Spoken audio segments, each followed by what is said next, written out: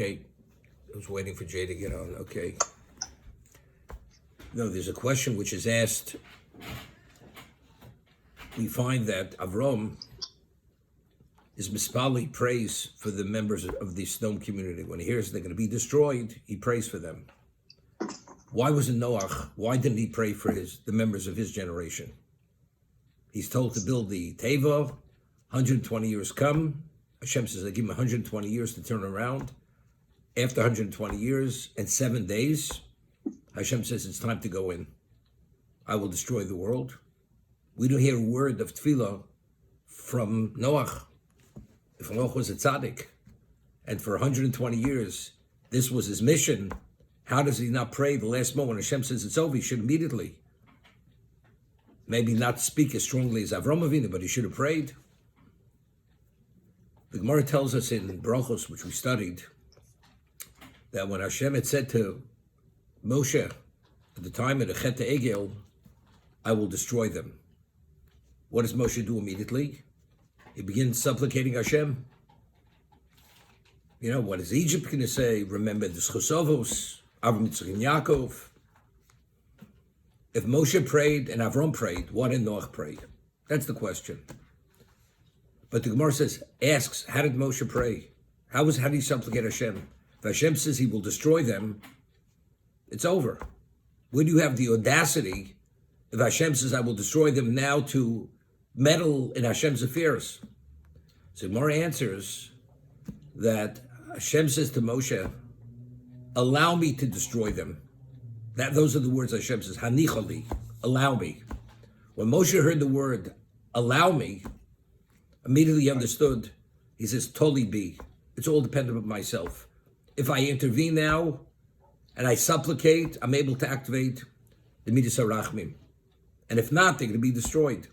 So Moshe Rabbeinu had the green light, so to say, to begin speaking and supplicating.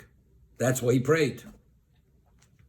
Avram Avinu thinks to himself, if Hashem wants to destroy Sodom, destroy them. Why are you coming to me and telling me that Sodom is going to be destroyed? What relevance does it have to me?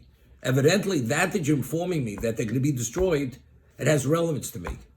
What relevance does it have? The answer is, because maybe there's a chance to what?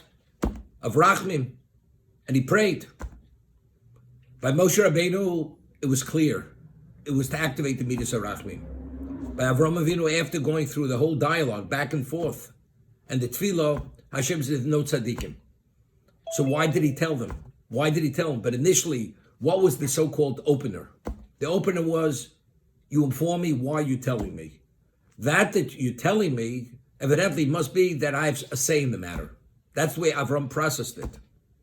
But after everything concluded, in retrospect, why did Hashem tell Avram Avinu? Now, I had pointed out that I had mentioned, the Sefarno explains, he says, Chalilullah. The whole idea of all the supplication, why he went and got back and forth with Hashem, he was concerned that there'd be a Chil Hashem. Avram Avinu lived and was concerned for Chil Hashem. So therefore, how did Avram prove and public go on record that he will not leave a stone unturned to prevent Chil Hashem? This dialogue with Hashem. Because what are they going to say? As Hashem destroyed the Dor HaMabul, although they were tzaddikim there, the tzaddikim here also. And just at a whim, God just destroys people. So therefore, he wanted to go on record that there are no tzaddikim here. Maybe they're 50, 45, 30, 20, 10. It doesn't exist. Therefore, there's no saving grace for them.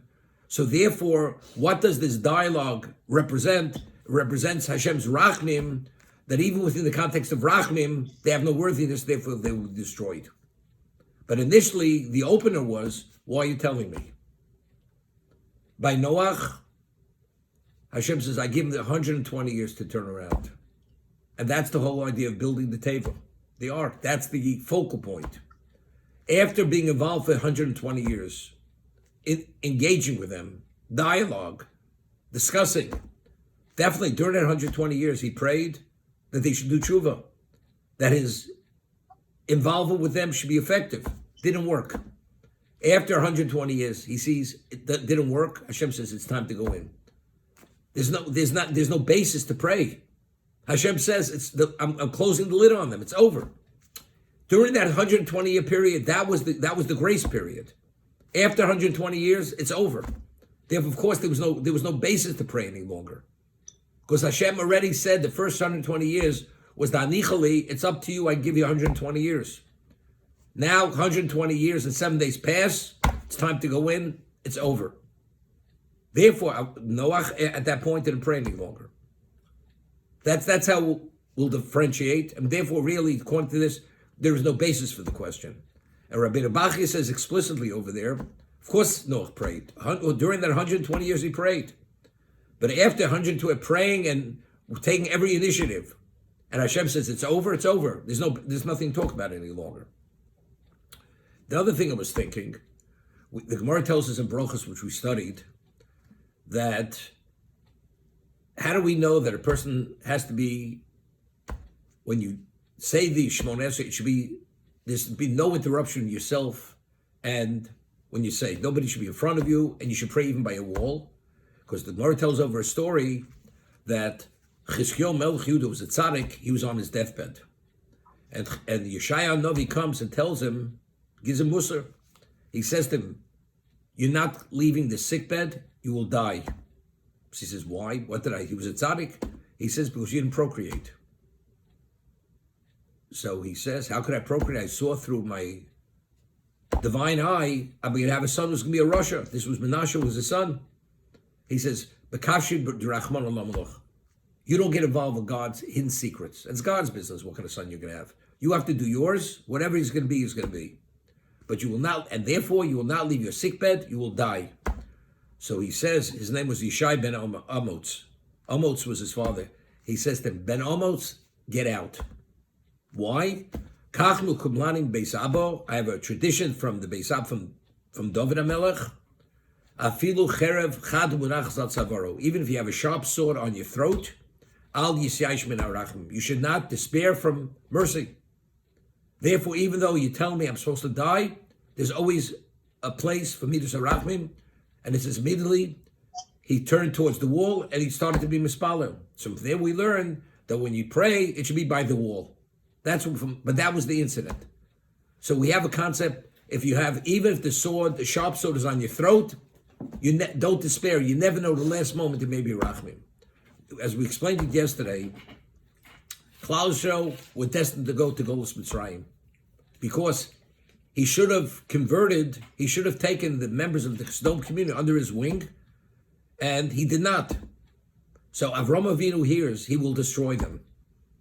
That means if he's destroyed, that means he can't undo the mistake that he had made. But if he's able to spare them, and he's still able to influence them, to turn them around, it's like making up for what he didn't do in the past. So this information is cherev chad munachas tzavoro. The sword is on his throat. Will his children go into Golus Mitzrayim or not? This is the moment.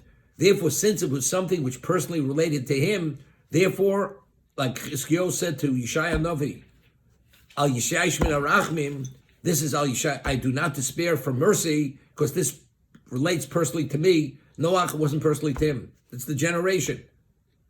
Moshe Rabbeinu, it's not him, that's Klal Yisrael. This is Avram's children. For your child, that's you. For you, therefore, that was the opener. That's why Avram was mispalel immediately for that reason. Okay, that was the other approach.